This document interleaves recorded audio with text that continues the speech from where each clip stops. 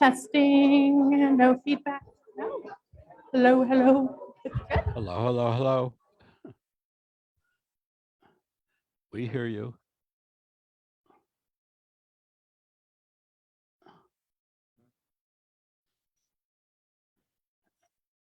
Okay.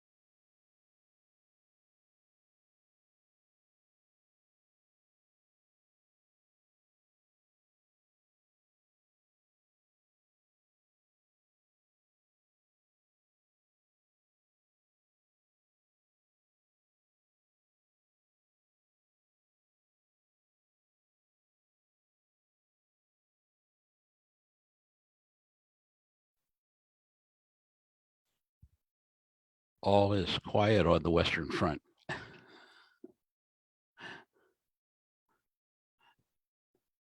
I think I heard audio from there earlier, so I assume it's working. We I, will see. right. I heard testing on the microphone, and that's about it. Yeah, that's a hopeful sign. Now, how are you and Harriet doing over there on the East Coast? We're enjoying slightly cooler but incredibly humid weather. Yeah, that there's always a give and take. Yeah, it Yeah. was not so bad today. It would last week it was 85 and 85% humidity, and I think I'd rather be in 110 degrees and no humidity in Las Vegas. Yeah, we have to, it's good though to take a peek outside of the valley and remember why we chose to be here. That's right. Yeah, and then I kind of got reminded that you have another thing where you have spring and pools of stagnant water. So I'm one big mosquito bite. Well, I've already had my share of ant bites this year. We don't. I don't think I've seen so much as a bug, uh, except for the grasshopper invasion a couple of years ago. That's the most I remember in Las Vegas. But I guess if you live outside of the heavily built up area, you can find a scorpion or two.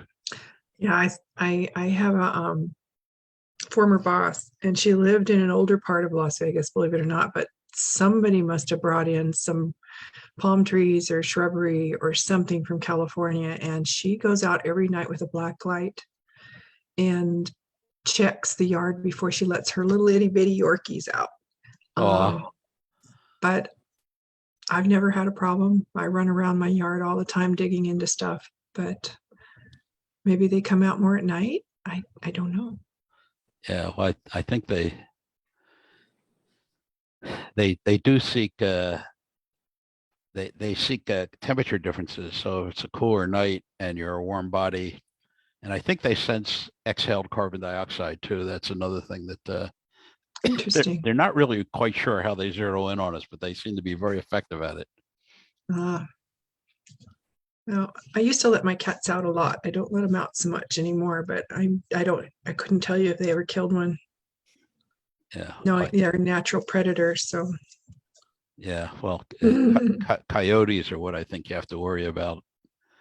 yeah, that's why I don't like to let them out too much. I've seen coyotes in my green belt. So Not recently.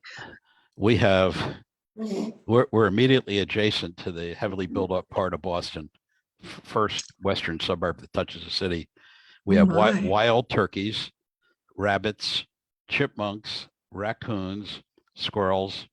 I'm trying to think what those are the and any deer? No deer here, but you don't have to get very far out to get like about 15 miles or so west of us. They have a black bear that find their way into the residential neighborhoods and going through the garbage cans. Yeah. And deer and I think that's about and coyotes too. They have the coyotes. Yeah. So when we lived in Pittsburgh, we had all those other critters you mentioned, not so much coyotes and bear, but and then a lot of deer. And the turkeys are relatively new phenomenon. Oh no, those are real common. You'll see those all over the place in Western Pennsylvania. So. Oh my goodness, they are huge. They're aggressive, and if they're a mating pair, sometimes they have this incredibly cute, trail of about 10, 12 little poults, that follow them around. But when they have the babies near them, you can't get anywhere near them without them, just starting to attack you. Yeah. Yeah. Looks like he's going to start. Yeah, I think so. Alrighty. Enjoy. Yep. You too.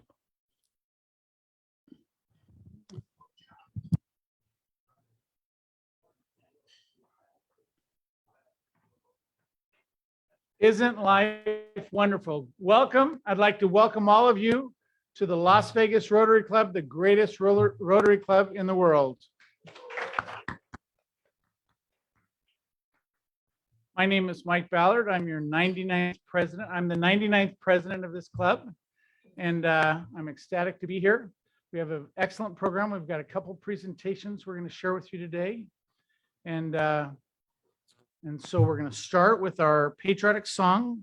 I'd like to invite Arlene Surratt to come up, and our invocation will be given by Christine Luby. And thank you both for being here. Thank you. I was trying to decide between My Country, 'Tis of Thee or Inagata de Vida. So let's do My Country, 'Tis of Thee. My country, 'tis of thee, sweet land of liberty, of thee I sing. Land where my fathers died, land of the pilgrim's pride, from every mountainside, let freedom ring.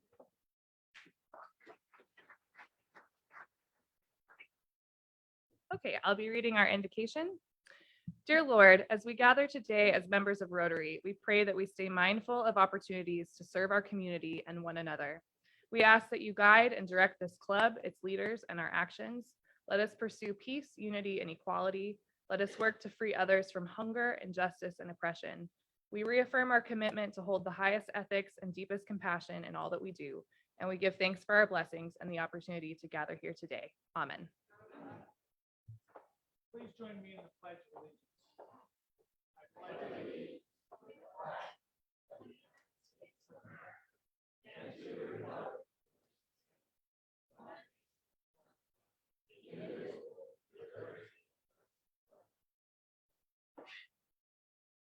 Please be seated. Okay. I'd like to thank all those people that helped make today possible. We could not have this meeting without lots of volunteers. So if I can get your attention. Okay. Helping with setup, Bob Warner and Kathy Mahan, they got here very early. They get here around 10:30. And so our greeter today was Nancy Anderson, did a fine job. Thank you very much. As you saw, our song leader and invocation were given by Arlene Surratt and Christine Luby. Our raffle ticket sales was Marie Walsh and Arlene Surratt. Our sergeant at arms, you ready? There she is. Vanna White right there. No, Antoinette Monroe. Tear down will be Barbara Castro, and she could probably use some help. One of the other helpers is unavailable today, so we could use some help on teardown. Our scribe today will be Nancy Anderson again. Thank you for your volunteer service, Nancy. You do that all the time. And our photographer, as always, is Mr. Jim Tucker. Please help me thank everybody that helped us today.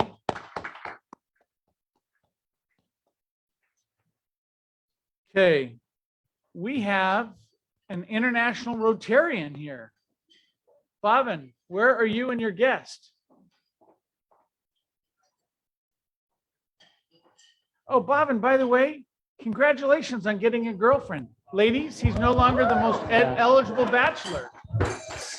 Sorry to break some hearts here, but so I was about to say my guest is Antoinette.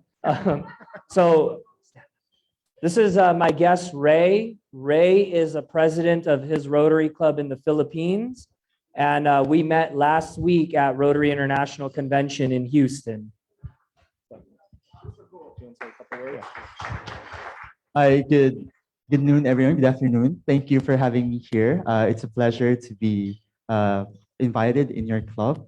Once again, I'm Rayjon Lorca. My classification is Architecture and Real Estate back in the Philippines. I'm from the Rotary Club of Makati San Lorenzo, District 3850, Philippines. Thank you. Great. Welcome, President Ray. Thank you. Okay, do we have other Rotarians from different parts of the world or the country or the state or the city? Any other visiting Rotarians? Okay, with that, guests are Rotarians. I'm going to start. If you don't mind, I invited a good friend of mine, Ryan Woodward. He runs a company. He's one of the leaders of a company called NTI Training. Ryan, stand up and say hi. Yeah, great, thanks. No, you don't. Oh, Tony or Tina, Tony.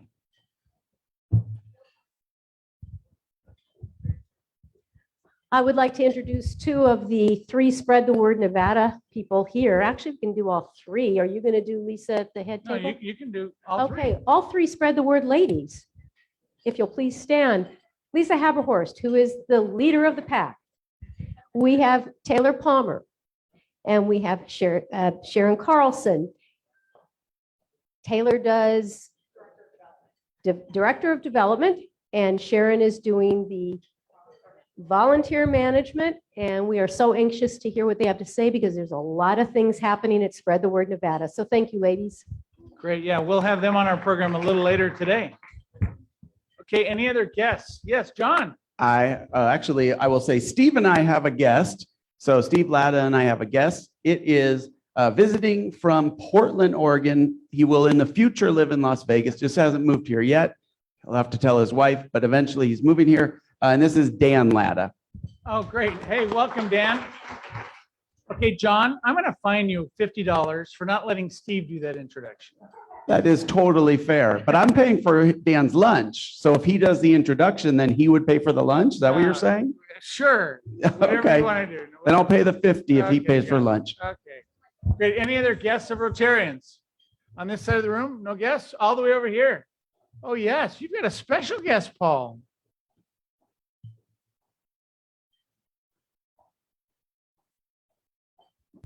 Yes, she is special. She's the baby of 8 kids.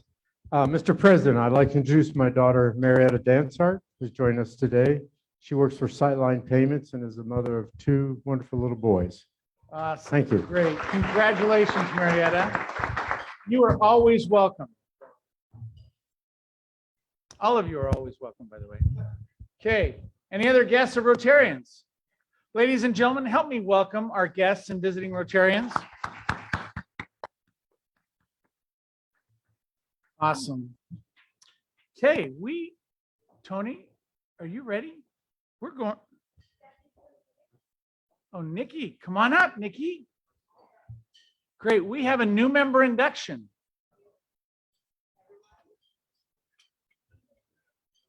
Brian and Ed. And Rosalie and who else? Mr. Hunt. Past President Jim Hunt. I'll turn it over to you. All right. Good afternoon, Rotarians. Another wonderful induction today. So get your pins ready to go, guys. And yeah, all right. On behalf of the Las Vegas Rotary Club, it is my privilege to induct new members today. Brian Riley, sponsored by Jim Hunt, and Ed DeMonico, sponsored by Rosalie Hedrick. Jim, I'm going to have you provide an introduction of Brian, and then Rosalie, you can tell us a little bit about Ed. Thank you. Good afternoon, fellow Rotarians and guests. Today, it's my honor and pleasure to introduce to you today Brian Riley.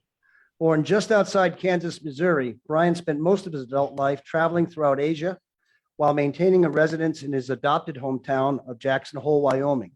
In high school, Brian had the opportunity to become a Rotary exchange student in Japan.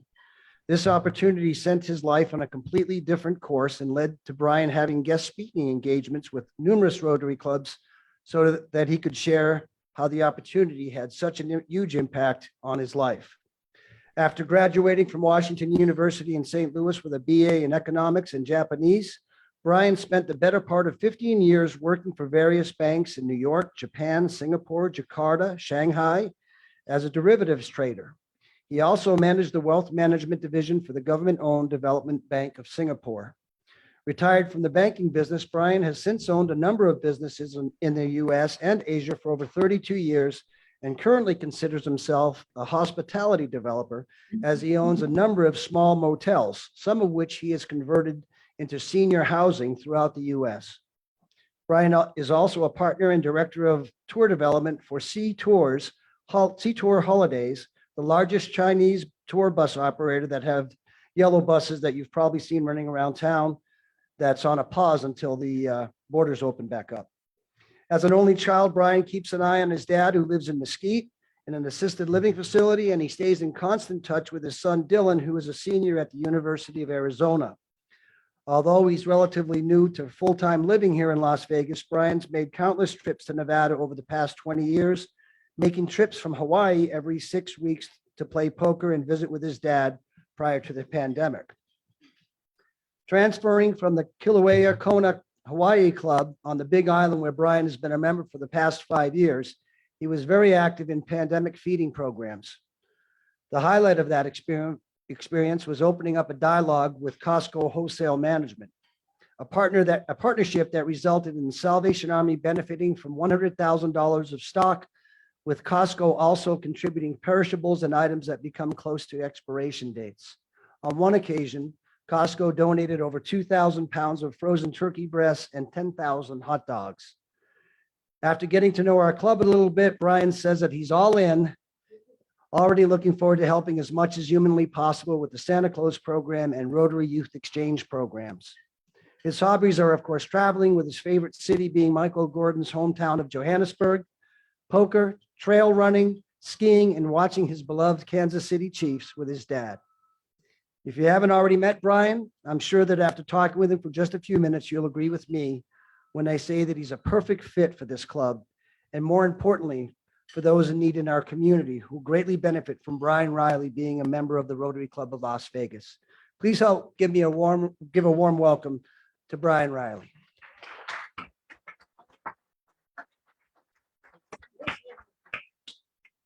Well, thanks for having me. It's been a wonderful couple of months attending as many meetings as I can.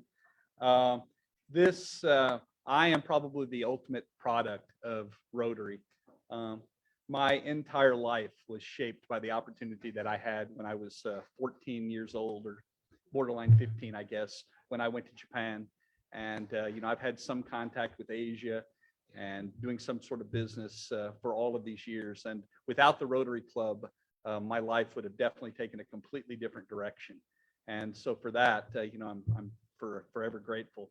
And, I've tried to be as active as I can. I'm in a business that I travel around a lot, but I try to make as many meetings as I can. And I look forward to having the opportunity to meeting all of you in the future. Thanks for having me.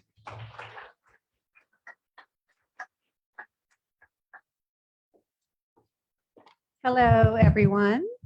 So it is my pleasure to introduce Ed DeMonico. I met Ed while I was at a chamber event for a Golden Knights hockey game, and we struck up a conversation, and we were talking about a lot of stuff to do with the chamber, and then always, Rotary comes out of me. So I recruited him to come and try to be a member, and he got selected. So here he is. He was born in the Bronx. He was raised in Long Island. He's been a resident of Las Vegas for 18 years. He is VP Client Services for AET Environmental, a crystal clean company, been in the industry of environmental for over 30 years. His community involvement is the Las Vegas Chamber, President's Level, Las Vegas Heals, NAOP, Facilities Group Hotel Association, and several other organizations throughout the city for the last 10 years.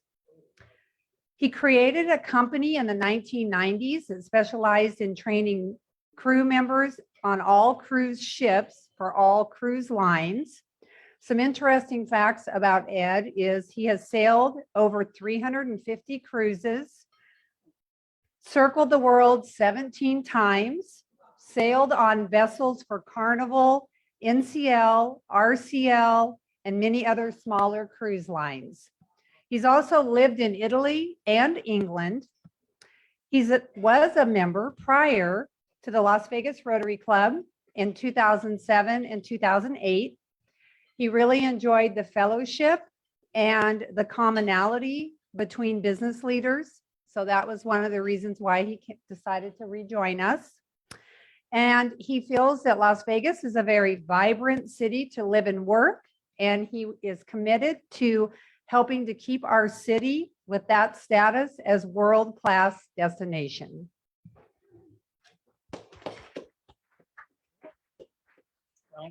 That was That was pretty comprehensive. I'd like to tell everybody, I used to be blonde and 6'4". Look what happened to me. That's what going around the world all that time will do. Anyway, as Rosalie said, I have a very diversified background, but more importantly, I've enjoyed everything. When I first came to Las Vegas 18 years ago, I really felt kind of a kindred spirit with the place. I think I like to mix a little of the Bronx gangster stuff with all the old world Las Vegas stuff, and it all kind of blends together. I enjoy the shows, I enjoy the dining, and as she said, the vibrance of this city just continues. Even though we're living in extraordinary times right now, I still think this place, of all places, always seems to be more resilient than anywhere else in the United States. No matter what happens to us, we seem to bounce back faster. So I consider this my home, and this will be, as they say, the last stop on the train. So that's where I'll be. But again, I look forward to being involved in the Rotary as much as I could. I do travel quite a bit in my job, so it is a little tough for me as well, but I'll do what I can. And again, thank you all for having me come back, and we'll talk to you soon. Thank you.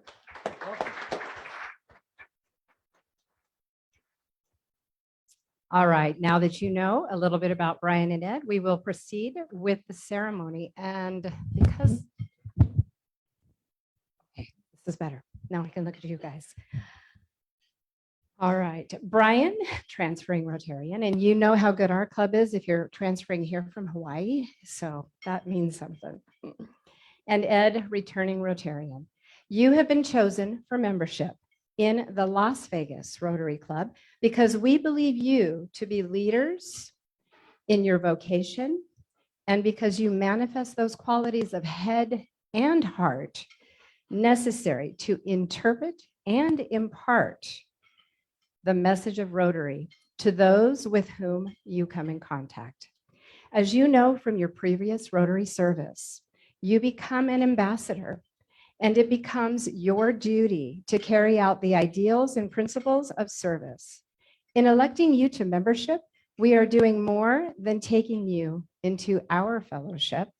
We are making you a trustee with us of Rotary's ideals. Knowing you to be a Rotarian, the world will henceforth judge Rotary by your conduct. Also, as you are aware, the object of Rotary is to encourage and foster the ideal of service as a basis of worthy enterprise, and in particular, to encourage and foster first, the development of acquaintance as an opportunity for service. Second, high ethical standards in business and professions, the recognition of the worthiness of all useful occupations, and the dignifying by each Rotarian of his occupation as an opportunity to serve society. Third, the application of the ideal of service by every Rotarian to his personal, business, and community life. And fourth, the advancement of international understanding, goodwill, and peace through a world fellowship of business and professional persons, united, all of us, in the ideal of service. Brian and Ed, Rotary is not just another club. It's a way of life. Every member is expected to perform his share of club and community service. And the plethora, as you all know, of Las Vegas Rotary Club committees will afford you many opportunities to give service. Always remember Rotary's motto, service above self. But Rotary is like everything else. You get out of it what you put into it. We all look forward to the enrichment of our lives as well as that of our own. Rotarians, if you will all stand with me. I want to congratulate Brian and Ed. You are now being pinned by your sponsor. And at this very moment, you are our club's newest Rotarians. We welcome you to the greatest Rotary Club in the universe.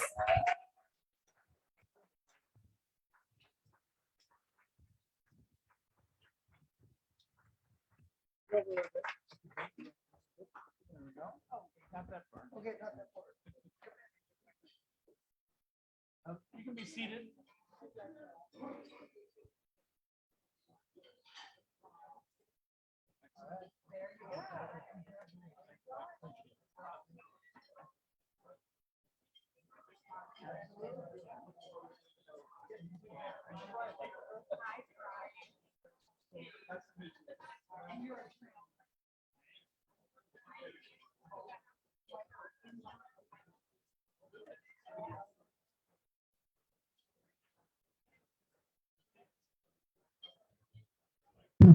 Okay. Is President Katie online? Is Kirk Alexander in the house? I think we lost him. Okay. Can you bring the microphone to Bhavin?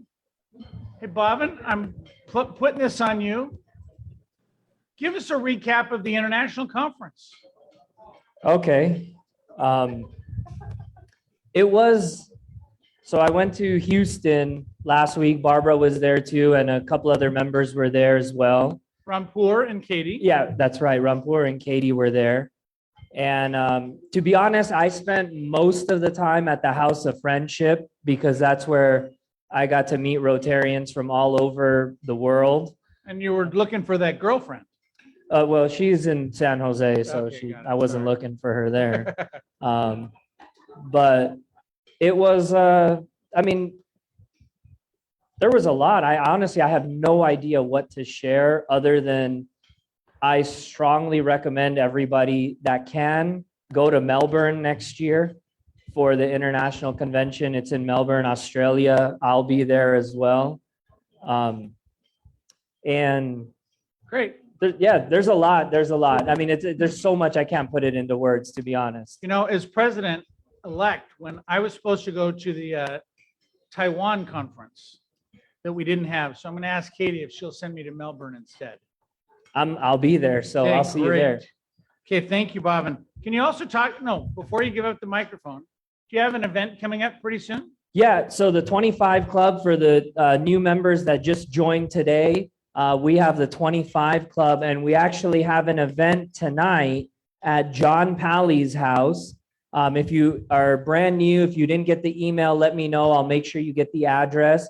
It's at 6 p.m. We are going to have a guest speaker there. That's an NLP trainer. She's going to speak for about 20 minutes.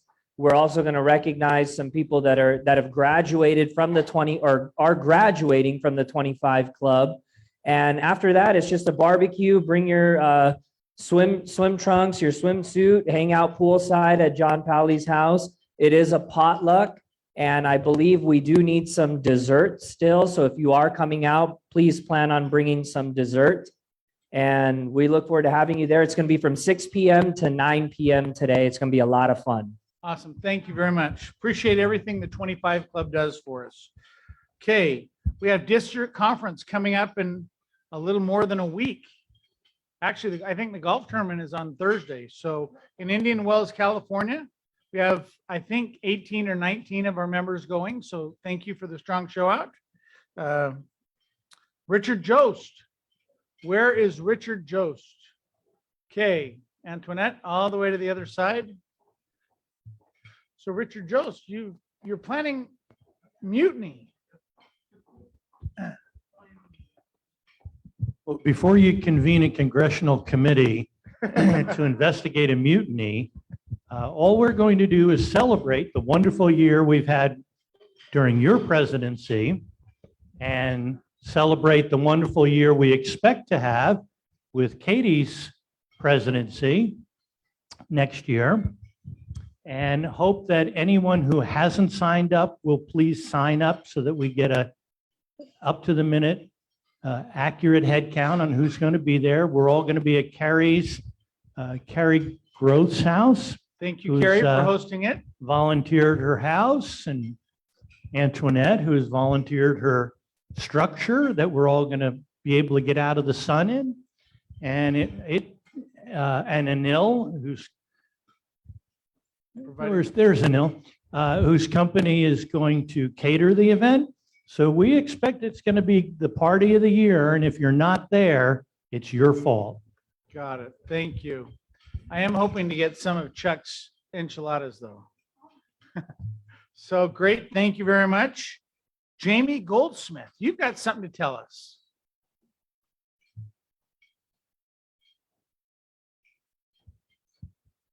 Okay, so the SOAR committee is in full swing for our upcoming ceremony on September 12th. We are looking for some volunteers to help us raise some money by volunteering as balloon wranglers in the 4th of July parade out in Summerlin. So for every volunteer we get, the Summerlin Council will donate $40. So that's a pretty major fundraiser for us. We're hoping to raise around $1,000. So if you would like to wake up early and come out and balloon wrangle, please let me know. Thank you so much. Great. Thank you, Jamie. We appreciate all the work you do at district-wide as well as in our club. Janice Lemke. Janice, you've got a fun party to talk to us about. Oh, everything's underway. So the first official centennial celebration committee meeting is today, immediately following our luncheon meeting. So even if you didn't sign up or notify us in advance, you are more than welcome. We need all the help we can get, and you definitely want to be a part of this. There's a lot of work to be done, but it's going to be fun. And we'll be in the vintage room. Great. Awesome. Thank you. Now, I think, Tony, we have a presentation. Is that correct? I've got something right here. Okay, we're going to ask Lisa to come up and do a presentation. Okay. We're getting, I'm a relatively new president. I'm still getting my act together. Sorry. Hopefully I'll get it done before my term ends. Get it right. Actually, I have just one more week. Thank you, President Mike. Taylor Palmer is the Director of Development and is here from Spread the Word along with Lisa and Sharon. But most importantly, she's going to tell you what they have been doing in this wonderful time of recovering from COVID, because it's very exciting, and Spread the Word Nevada is very special to us, and we all want to get back involved. So Taylor, take it away.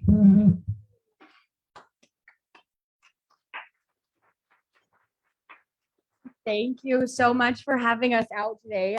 I'm not sure, can I have somebody pull up the slides for us?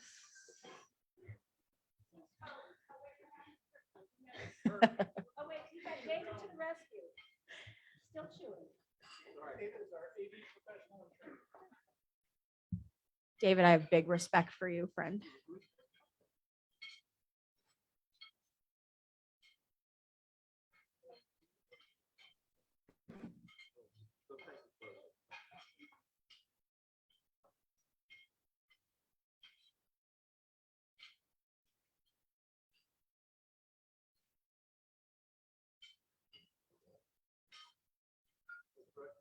Yep. That should be it, yes.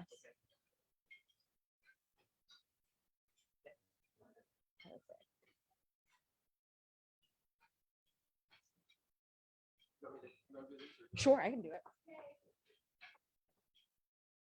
Thank you.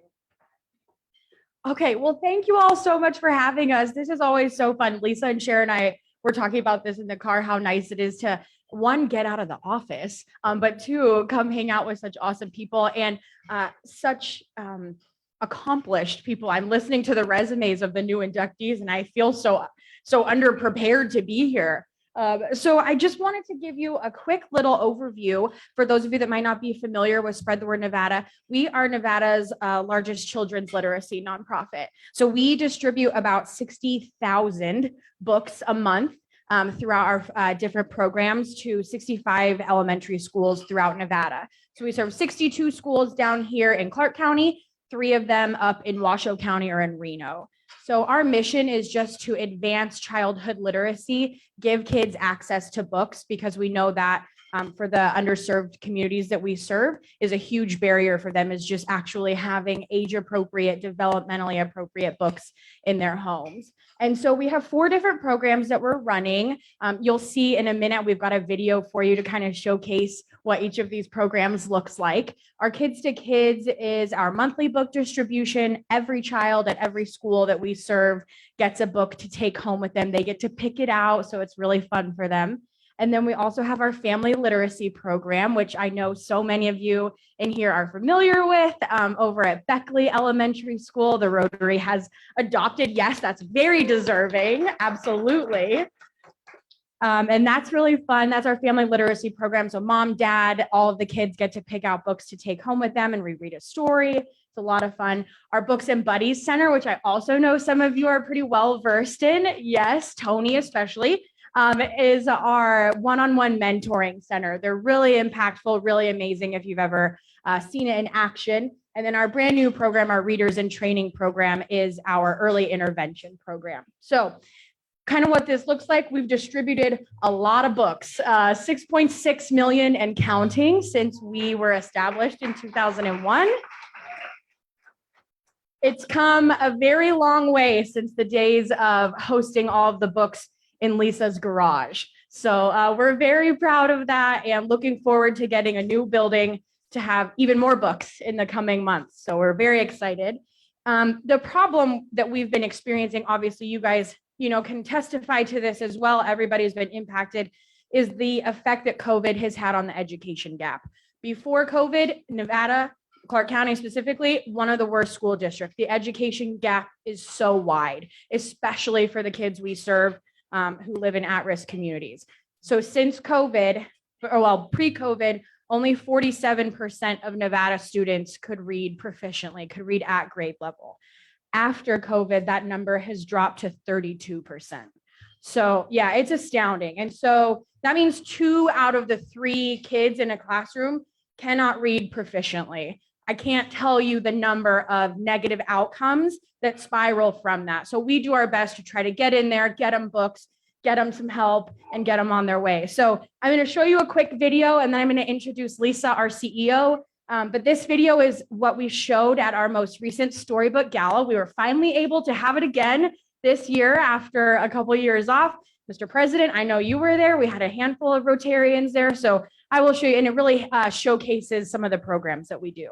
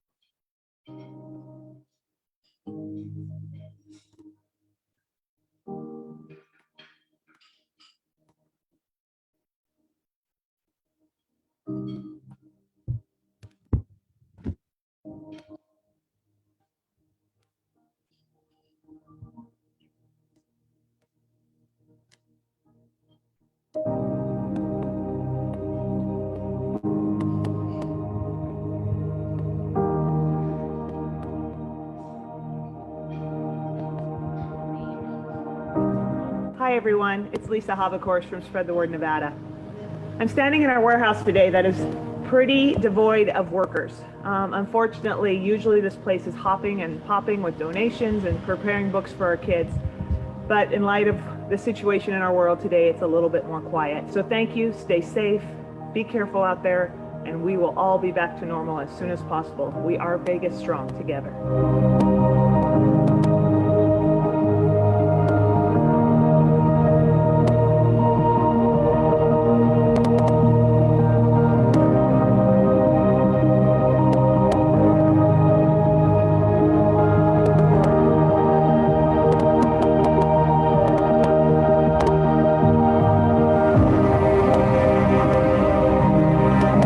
I like the program, Snack Time with Books. The favorite part I liked from Halloweeny was that when the cats scared the dogs.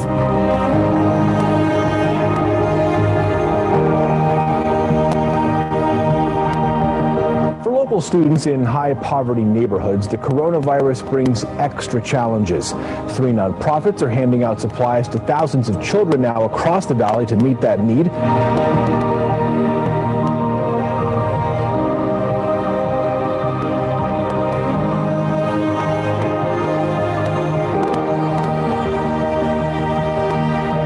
Bionicle, Lego Bionicle comic book. I might read that today.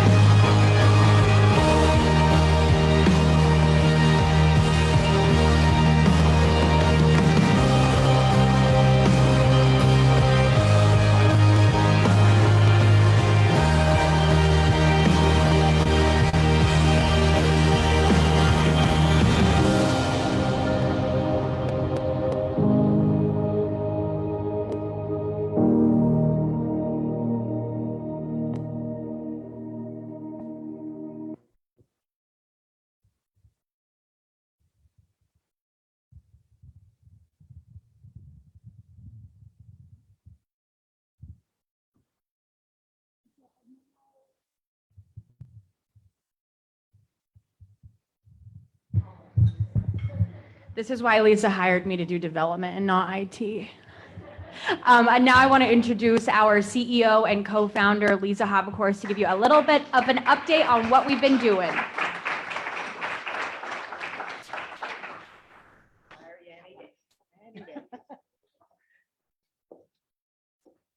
It is really good to be back here. Oh my goodness, it's so nice to see so many familiar faces, to get hugs and fist bumps and elbows or whatever we're doing nowadays. It's just great to be back.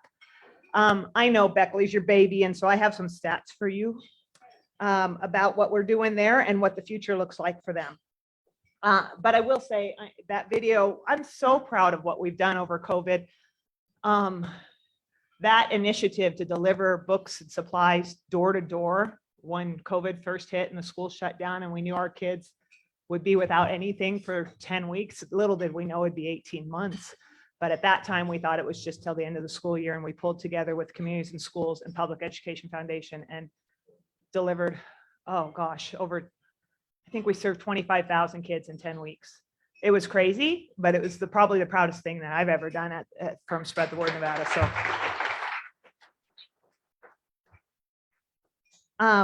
But let's talk about Beckley. You guys adopted Beckley in 2015, excuse me.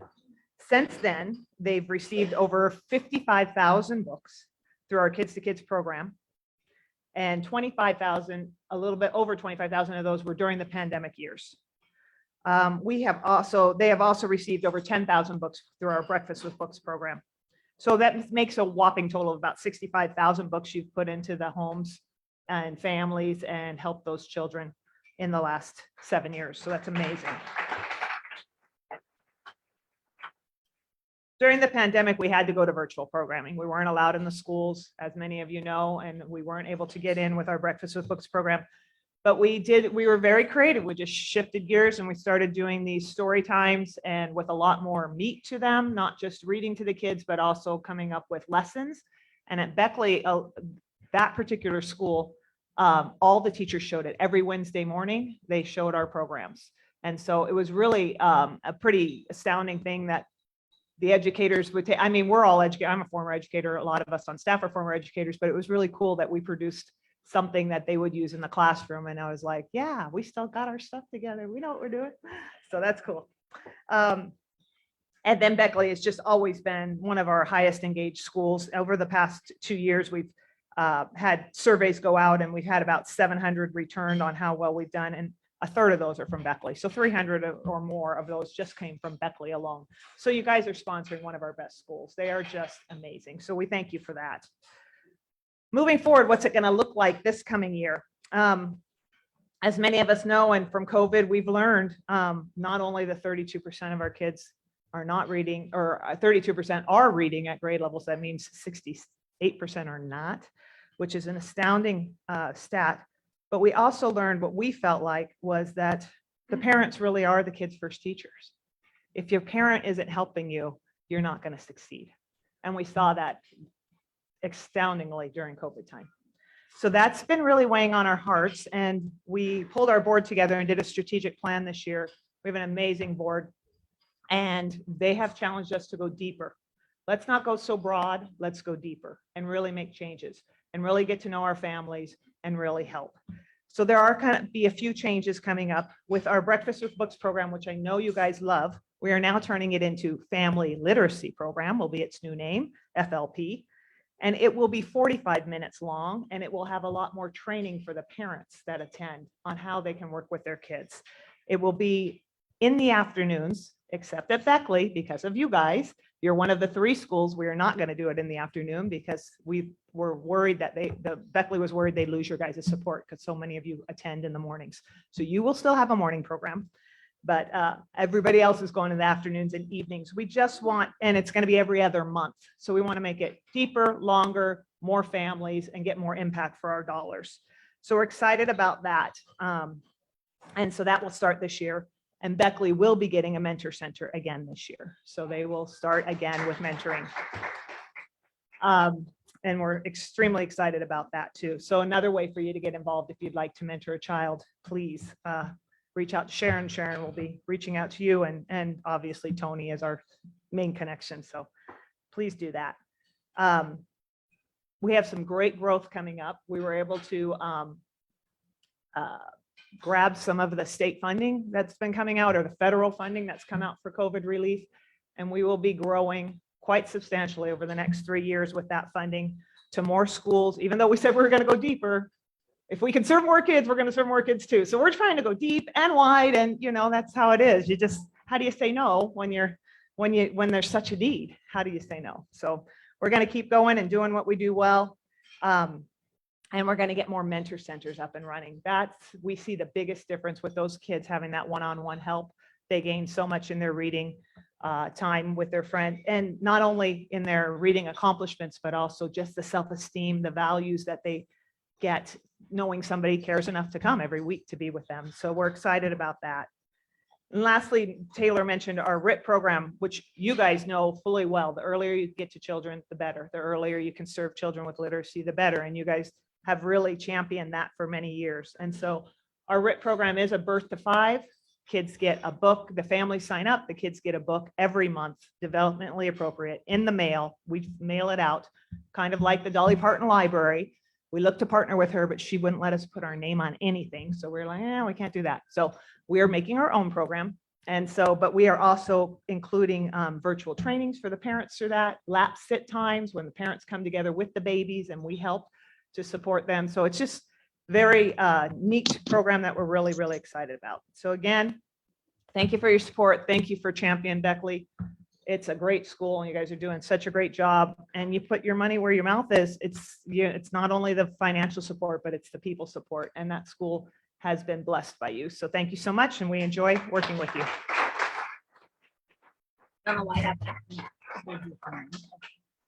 Ladies, could you come join us, please? Marie, could you come up? Tom Thomas, come on up.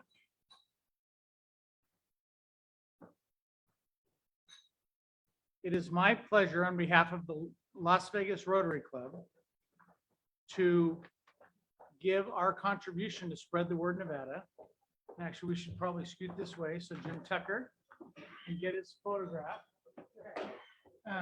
We're giving $25,000 to support Beckley School.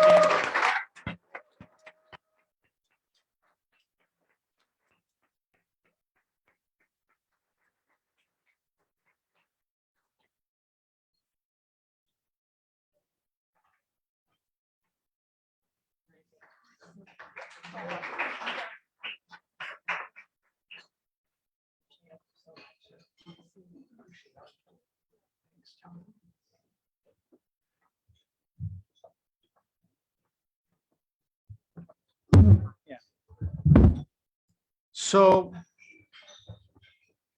yeah, that contribution, our club gave 12,500 that was matched by Tom and Leslie Thomas of 12,500. So speaking of money and foundation, we are still trying to get to $100,000. Mr. Werner, you're going to come up and talk about that for just a moment. We could use, our organization supports so many wonderful groups like Spread the Word Nevada that, and it comes through the foundation and the organization that Bob leads. Well, my presidency stopped and we got Gary Voss taking over. And I've been imploring to him, maybe his casino could get us up to 100,000.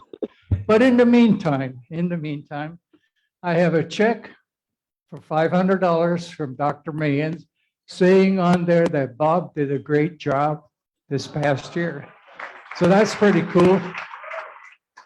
And I got $100 here. Arlene Sirra got a plate full of food, and I bet her that she couldn't finish it. And so in her honor is $100 that I'm donating. Just remember, I am not going nowhere. So be aware, I'm going to hit you up for money for our foundation. We're going to get to 4 million one of these days. All righty. Thank you. Okay. We have basically one more week. If all of you could consider making from our president, Michael, $2,000. Thank you. Tommy Thomas, thank you for matching. Appreciate it. It's an honor to be involved. If at all possible, if you can help us, we support, as you've seen, so many great programs, and do something here within the next week, that'd be awesome. Okay, what else? I think it's time for a raffle drawing. Okay, you got your tickets out?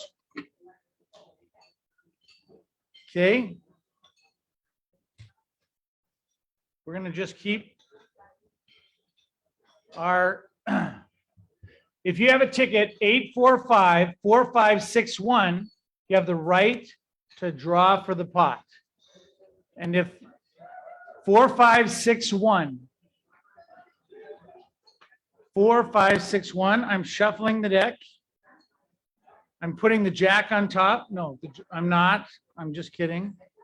But there are Sidra. There are 2 jokers in the pot. There's probably 30 cards. I trust you. I'm not crazy. We're going to take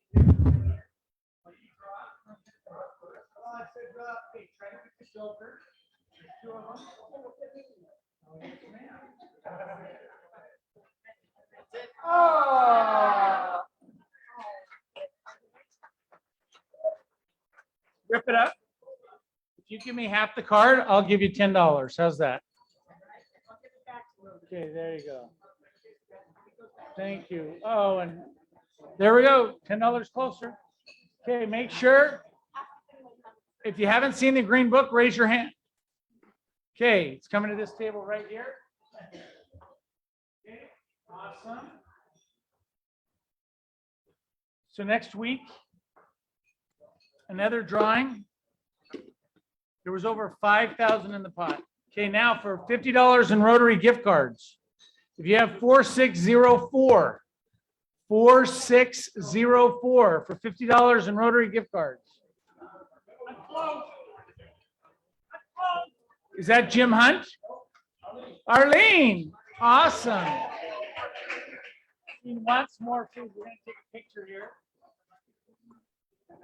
Thank you. Aguri. Okay.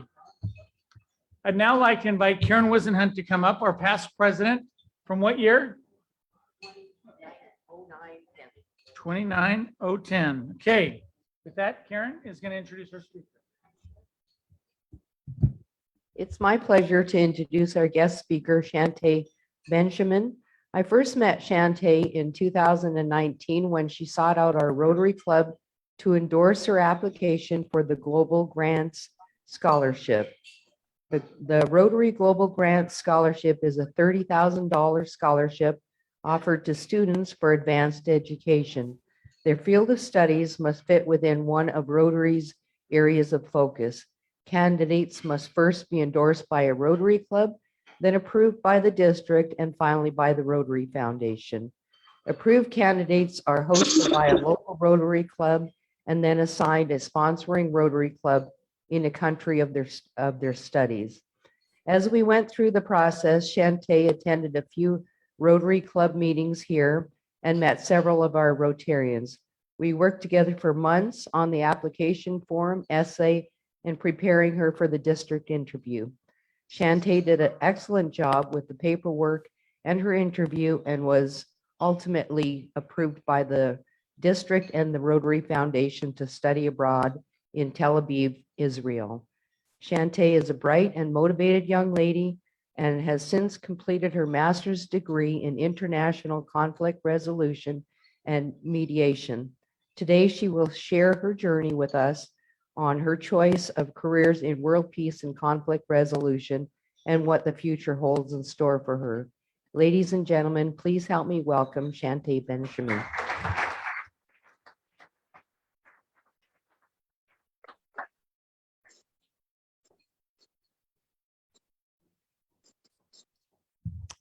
Hello, everyone. Thank you so much for inviting me to join you and speak here today.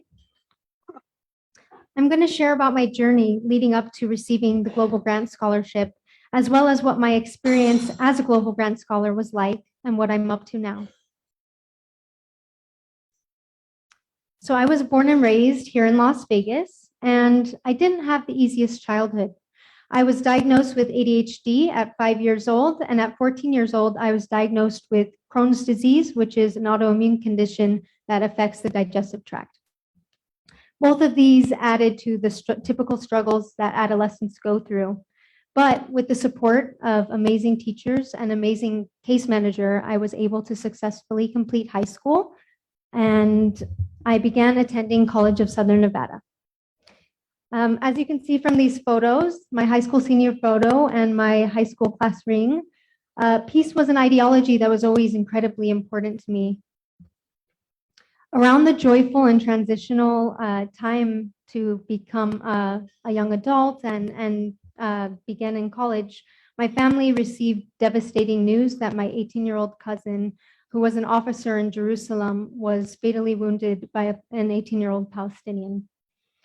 This loss in my family made me question why violent conflict exists and what we can possibly do to stop this endless cycle of violence within the Israeli and Palestinian conflict. By my early 20s, my Crohn's disease had gotten progressively worse, and I was spending a lot of time in and out of the hospital as doctors tried to find an effective treatment. I experienced pain day in and day out that is impossible to describe with words, and tried all kinds of treatments, some of them with very, very terrible. I spent a lot of time envisioning what my life would look like if I can actually live instead of just survive. After failing most of the treatment options and getting the opinion of several doctors, including specialists at UCLA, I made the decision to begin the last type of treatment available. It was a big decision for me because it was a very strong medicine that could have serious side effects. I also had to learn how to navigate through life as somebody who will be perpetually immunocompromised. After about a year of treatment in 2016, I finally achieved clinical remission, which gave me a new lease on life. While there have been many bumps in the road along the way, today I am still on the same treatment, and this year is 6 years in remission. Thank you. Feeling healthy and no longer in pain, I shifted my focus from survival to re-entering society and trying to figure out what to do with my life.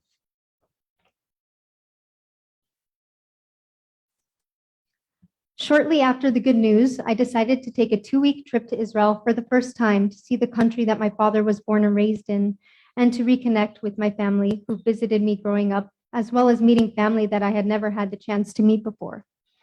After my brief trip, I still felt that there was so much more to learn and explore. And I was also still in the process of trying to identify who I was outside of my condition because it had taken such a center stage in my life for so long. I was constantly asking myself, what am I going to do with my life? And I often felt very lost. I ultimately decided that I wanted to go back to Israel to continue to explore, learn, and grow. And so I signed up for a 6-month professional developed internship program and worked 3 jobs in order to save up enough money to participate in the program. In 2017, during my time in Israel, I volunteered at 2 organizations. One was a women's health organization that provided programming for at-risk women and girls. And the other one was a public health clinic that provided free or highly subsidized health care for asylum seekers and refugees. I ended up meeting a person who introduced me to several grassroots level organizations that were doing very important work on the ground to change the reality for Israelis and Palestinians. I felt that I had an aha moment and that I really wanted to get involved in one of these initiatives. So I started to think about what steps would be necessary to take to work in the field. I wanted to make sure that I could get the education necessary as well as the experience. A friend of mine actually ended up taking me to Tel Aviv University, where I learned about a master's program that they offer in international conflict resolution and mediation. And I told myself, one day I'm going to get my master's in this program. This photo at the top is my first time in Israel when I visited with some of my family there. And this photo is my second time in Israel when I was part of the internship program.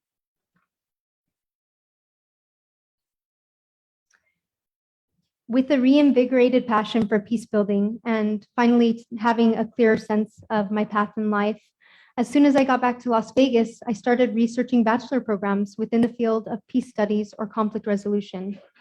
Unfortunately, I wasn't able to find any comparable degrees offered here in Las Vegas, but I found what looked like an amazing program in peace and conflict studies that was offered asynchronously online through the University of North Carolina at Greensboro. Shortly after I registered into the program and transferred my credits over, I received a call from the director of the program. He asked if I knew somebody named Barbara Strahl, and I told him I didn't. He informed me that she was a professor in their Peace and Conflict Master's program and that she actually happens to reside in Las Vegas and that I should get in touch with her. I learned that she not only lived in Las Vegas, but she actually lived right down the street from me. So eventually she and I met for coffee. She told me about a mediation certificate training program that she was facilitating at the Neighborhood Justice Center here in Las Vegas, and I ended up taking her course that following summer. Towards the end of the course, I asked her if I could do my practicum internship under her supervision, and she agreed. Throughout my internship, I co-mediated community and court level cases from the process of intake to memorializing agreements. I also helped to train for a restorative justice program for youth cited for school fights, as well as co-facilitated a book study course on nonviolent communication. This is me on the front page of the Health and Human Sciences website for University of North Carolina. They did a really fun interview with me right before I graduated. And on the right, that's a picture of me during my last day of the mediation training certificate program. As I got closer to graduating with my bachelor's in peace and conflict studies, I applied and was accepted into the International Conflict Resolution and Mediation Master's Program at Tel Aviv University. While looking into the program's curriculum, I saw that there would be a practicum course in which I could do an internship, and I started to research organizations. One organization that stood out to me was called Pathways Institute for Negotiation Education. I was very interested in the way that they promote systemic change within the education system in Israel through fun and engaging negotiation education workshops that bring together Jewish and Arab high school students who would otherwise never meet or experience that kind of intercultural exchange. I reached out to the director and he told me that they weren't currently working with interns from Tel Aviv University at that time. My next step was to research what scholarships were available, and I came across Rotary's Global Grant Scholarship. I got in contact with the chairman from District 5300, Bill Payne, and when I shared that I was in Las Vegas, he told me to get in touch with the best person to help me navigate the application process, Karen Wisenhunt, who was incredibly helpful and supportive and amazing throughout the entire process.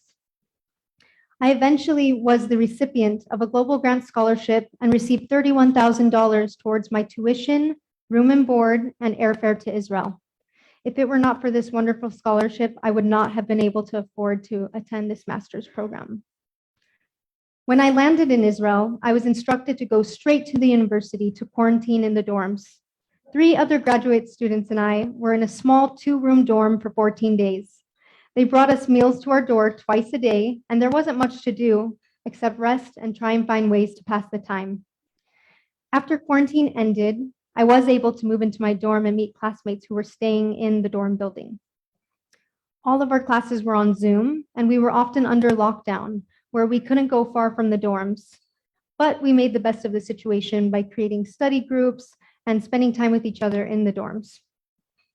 Our curriculum was very intensive and interdisciplinary in nature, which allowed me to learn various facets of conflict resolution that I had never explored before, from international law to Islamic and Jewish perspectives of conflict resolution. When I came into the program, I thought that I eventually wanted to have a career that was more top-down and with a policy-driven approach to conflict resolution. But after learning about other avenues, such as the socio-psychological aspects that play a role in conflict and conflict resolution, I realized that I actually wanted to take a bottom-up approach where I could be more directly involved with people on the ground to better understand their perspectives. And this is a photo of me with my class. Towards the end, we were actually able to go out and have fun, which was really, really nice. So as some of the restrictions were eased, we were able to go on a few field trips with our class, and we were also able to attend some of our classes in person. On one of the trips, we went to the Gaza border to learn about the blockade and the many ways in which people on both sides of it are affected by the reality on the ground there. We also went on a trip where we met the architect of the separation barrier wall between Israel and the West Bank and learned about its impact and implications. I also was able to attend one of the Ramat Gan Rotary Club's meetings in person. It was really nice to finally be able to meet everyone in person, as I had only attended their meetings through Zoom. I'm really hoping that I am able to get more involved with them when I return in different service projects that they have. Overall, it was an incredibly unique experience, and I really appreciated getting to know my classmates, as well as living through such a historic time together. The sense of community that I felt with my fellow classmates in the dorms was deepened when we endured the war together that took place for 12 days last May. Although we were living in a conflict zone, none of us had actually experienced anything even close to having rockets explode above our heads or the constant running into bomb shelters. This photo was actually taken by a classmate of mine who should have been in the bomb shelter. This is the Iron Dome missile defense system, and you can see the little white streaks. This is where it intercepted rockets, and that's our dorms right there. It was a very scary time, but living in an active conflict zone, unfortunately, these things do happen. During my second semester, I took a practicum course, which required me to do an internship. As I looked over the options, I saw that the organization that I inquired to a few years prior, Pathways Institute for Negotiation Education, was actually offering an internship opportunity for students in my program. I applied and was interviewed and selected from a handful of other students. As an intern, I gained experience in crafting a communication strategy as well as developed their CRM system. And I also got a bird's eye view to better understand all of the moving parts involved in a nonprofit organization. As the internship drew to a close, I was offered a paid position as project officer and communications and alumni specialist. I truly feel that what I learned during my master's has helped me in many different ways to succeed in what is now my first current role in the field. One of our projects that I've been involved with since its inception is our Game Changers in Education virtual exchange program. In our program, we bring together pre-service teachers from a variety of communities across Israel with education majors at universities in the United States for around 12 weeks of interactive negotiation education sessions where our participants can learn about each other while gaining the skills necessary to be leaders in their classrooms and communities. I'd like to go ahead and show a video so that you can get a better sense of what our program is like.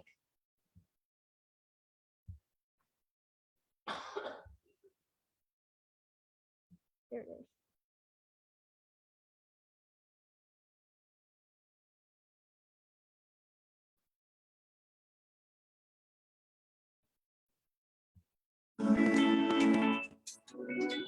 Game Changers in Education is a new virtual exchange program. This program is launched by the Stevens Initiatives, and we meet Bridgewater's University in addition to College. And this is a Tasani Academy. It's designed to bring together undergraduate education majors and future teachers to learn and experiment with a creative problem-solving approach to negotiation. In this course, we meet twice a week and we try different activities in order to develop new methods of thinking and learn how to communicate better with the people. This program is very interactive online, and I think that that has been a huge plus because I can see that students are really appreciative of establishing these connections across cultures. So we really focus on things like role plays and simulations and games that we run deliberately in mixed groups with students from different schools.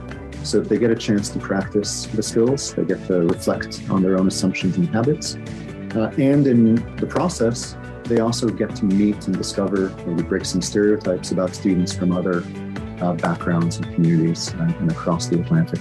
It's a really great way to kind of connect to a larger portion of people, even if you don't know them. It's really fun and it allows you a lot of opportunities. The most interesting thing in this project is that we meet new people from other cultures and they teach us how to negotiate with these people. It's really fun. It's a nice take on what feels like could be a normal traditional class and classroom experience. It was wonderful for both sides, for our students and for students from the Middle East, to really meet each other and talk about things in nature.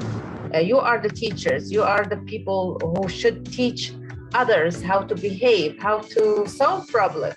You should reconcile with the reality that you are a leader. It gives you like many new perspectives on things and you won't believe how much it helps you in life. I started negotiating with people much better. I started being happier from it. I knew my goals. Overall, it's an amazing experience. And not only is it just like do you learn from it? It's like subliminal learning. It's most of it is just fun and activities. I believe in the program. I hope it spreads out, and I hope it will bring a better feeling and peace. What's education about if it's not experiential hands-on learning?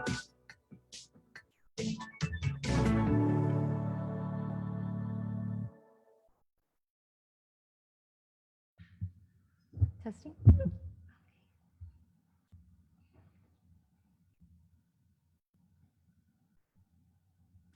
Oh. Are you okay? Thank you. So right now my focus is to continue to gain invaluable experience in the field, but I'm always looking ahead, and I'm very much interested in looking into the possibility of pursuing a Rotary Peace Fellowship in the future once I have more experience under my belt, so that I can continue to learn, grow, and invest in global networking. Before I wrap up, I just want to take a moment to once again thank District 5300, the Las Vegas Rotary Club, and Ramat Gan Rotary Club for providing what really truly was a life-changing experience and opportunity. Thank you so much for giving me the chance to turn my dreams into a reality.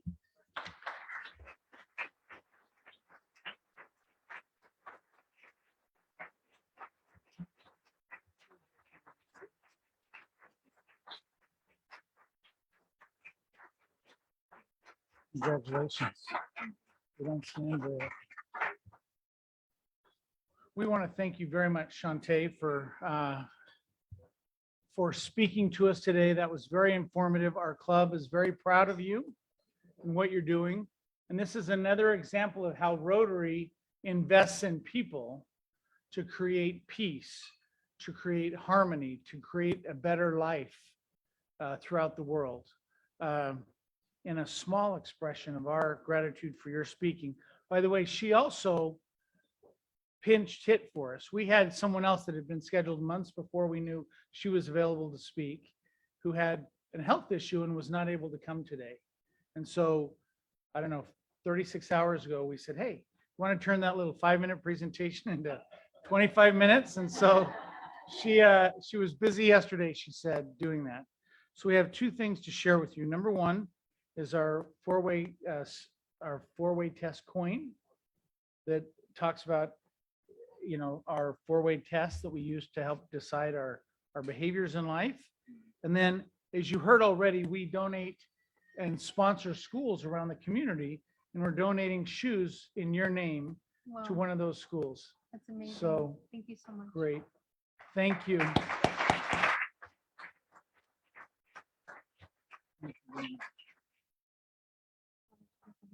Oh, yes, she has a flag for us. I received a banner from the Ramat Gan Rotary Club. I want to present it to you.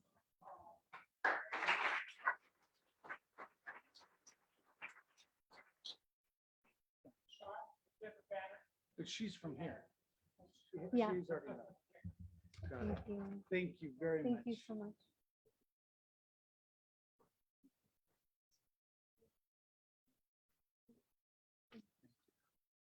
Okay. Thank you all very much for being here. Congratulations to our newest members.